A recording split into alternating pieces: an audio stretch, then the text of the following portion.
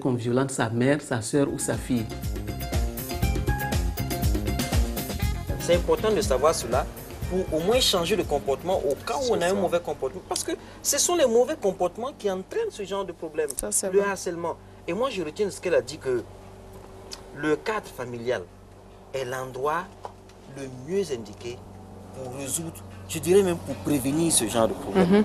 Quand dans la famille, on a eu droit à une éducation bonne et stable, quand les parents prennent soin d'expliquer aux jeunes filles comment est-ce qu'il faut se comporter dans la société, surtout en matière d'habillement, en matière de sexualité, en matière de copinage, etc.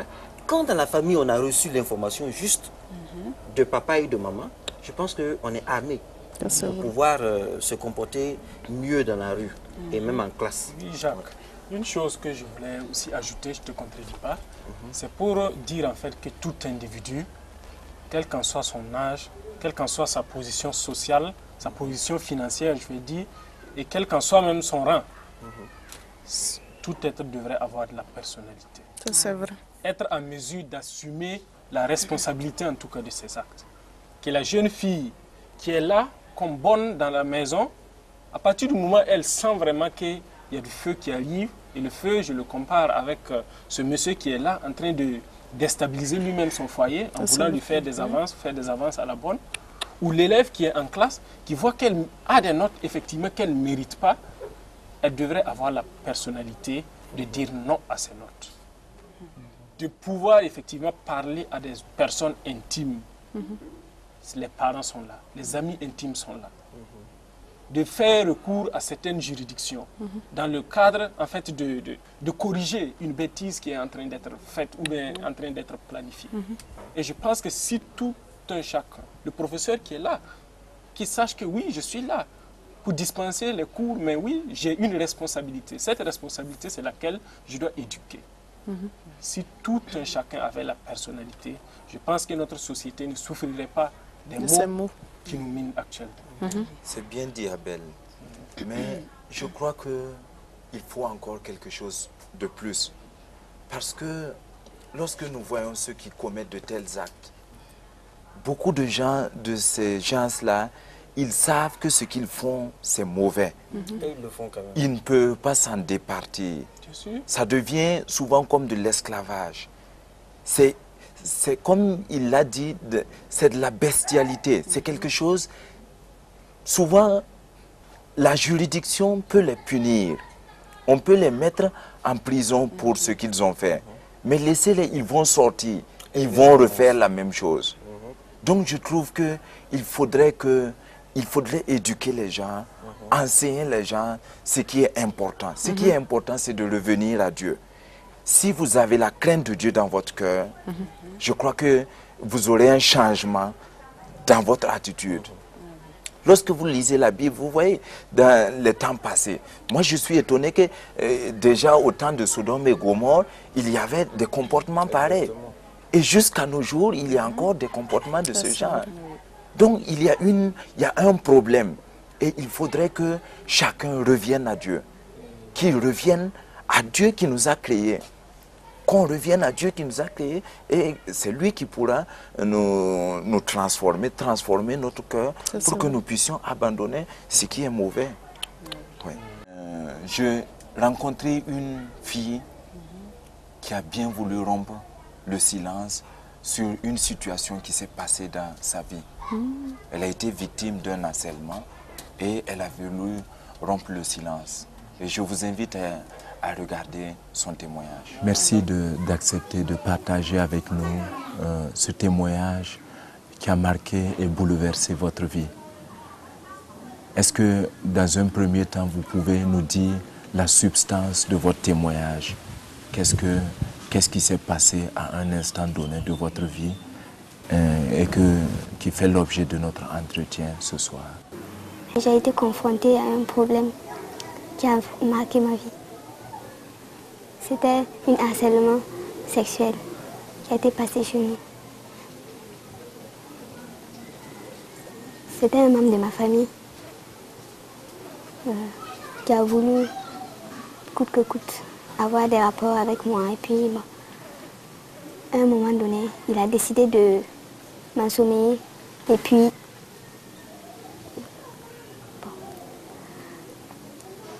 atteindre son but. Merci. Un jour, il m'a assommé et je ne me suis pas rendu compte de ce qui s'est passé. Et c'était le lendemain que je me suis rendu compte maintenant que ça n'allait pas. Et un mois plus tard, je me suis rendu compte que je suis tombée enceinte. Et ça m'a beaucoup touchée. Et puis je ne savais pas comment raconter ça à ma famille. Compte rendu que ma famille était chrétienne. C'est après que l'auteur de l'acte est parti et s'est enfui, un membre de la famille a pris la responsabilité de me prendre en charge et puis faire l'avortement. Mais si ça s'est passé avec beaucoup de difficultés. Des difficultés parce que vraiment j'allais perdre la vie. Parce que j'étais sans conscience. Et puis vraiment ça a été catastrophique. Et compte tenu de ma faiblesse, compte tenu de mon âge aussi, ça m'a beaucoup pénalisée. Et puis en voyant le sang et puis en voyant beaucoup de trucs, ça m'a beaucoup bouleversée. Et puis vraiment ça m'a fait trop mal. Quand je me suis retrouvée enceinte, ça m'a trop marquée, ça m'a trop bouleversée. Et je me demandais vraiment quoi faire. Mais compte tenu aussi de la décision de la famille, je n'étais pas du tout d'accord, mais je n'avais pas aussi le choix parce que j'étais encore petite. Je me suis sentie triste d'avoir commis cet acte.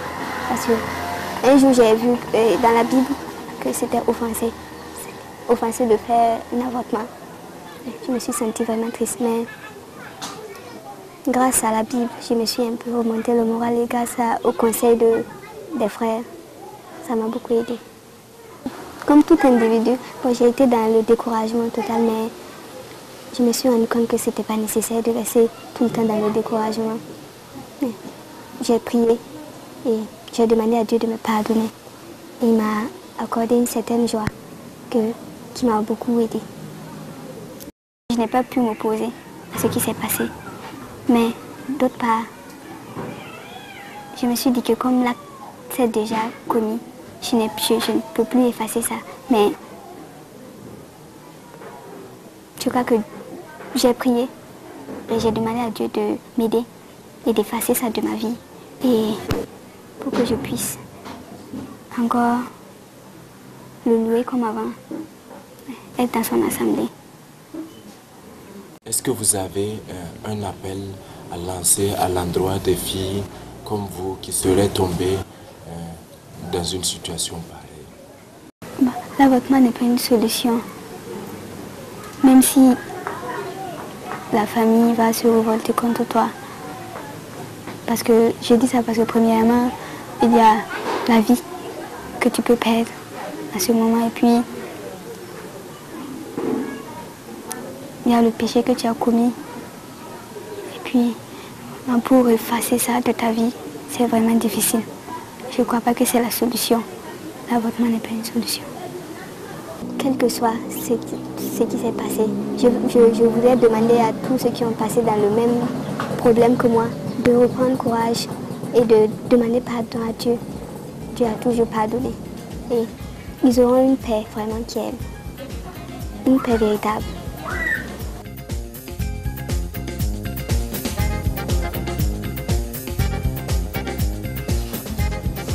Très touchant, hein? Vraiment. Très émouvant.